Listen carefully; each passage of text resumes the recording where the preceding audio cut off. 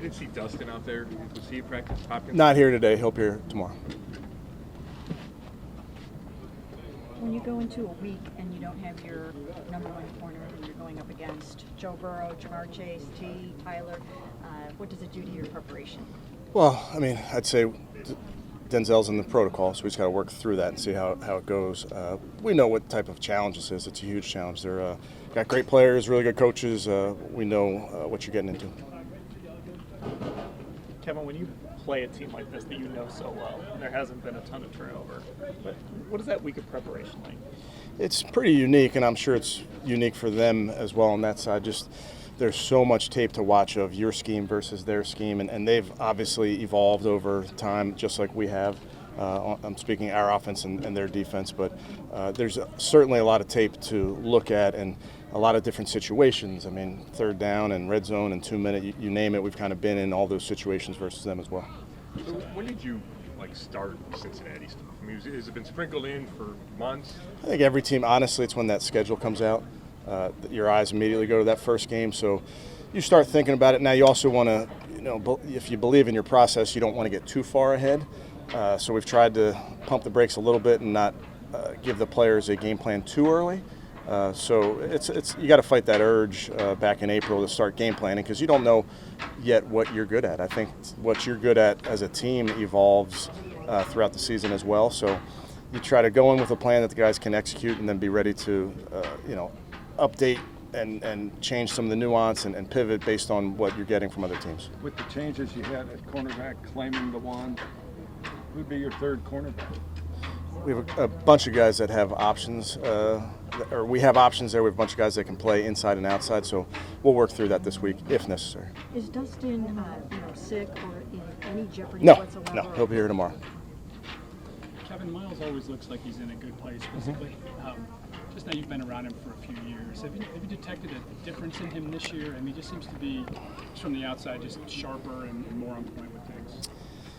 Yeah, I mean, I talked to him and all our guys about, we want the best version of our guys and myself included. So you hope that every year you're getting a little bit better at something and another lap around the sun gives you some good perspective in that way. So, yeah, I think I put Miles in that category of somebody that's constantly growing, constantly getting better.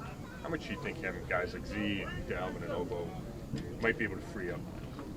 Well, yeah, it's something we talked about when we added Z, when we added Obo, when we added Dalvin. The more guys you can throw at an offense and what you're trying to do is create one-on-ones. Now, ultimately, you'd love to create one-on-ones for everybody at times, but you know that Miles gets a lot of attention. So that's something that the other side has to think long and hard about how they want to dedicate their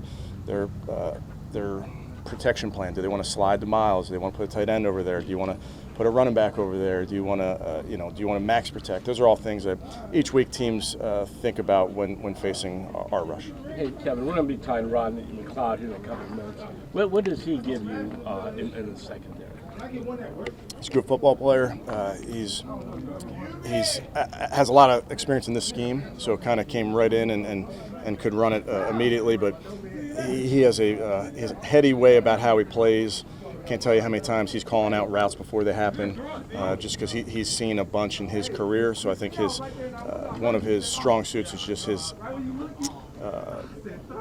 ability to diagnose things quickly in this when looking at the offense. And how often will he be out there? You're pretty deep back there. We'll see. Those are all things I think this week you work through and you have a plan going into game one of who you want to put out there and when. So those are all things that we're talking through. Cincinnati has obviously added Orlando Brown to the left tackle spot and flipped Jonah to the right. How much have you had a chance to see that line on the preseason? And how much of a noticeable difference do you see? Well, we've played against both those guys, so we know those guys. Obviously, moving Jonah over there to the right side, we'll work through what that means for us. But those are good football players. I mean, they added good football players, which is no surprise. They definitely bolstered what they're doing, so we have to be about our business. Kevin, I know throughout his career, Donovan has kind of had a tendency to make some big plays against the Bengals. Just what that said about him, especially his rookie year and his second year, when he was making those kind of plays for you guys.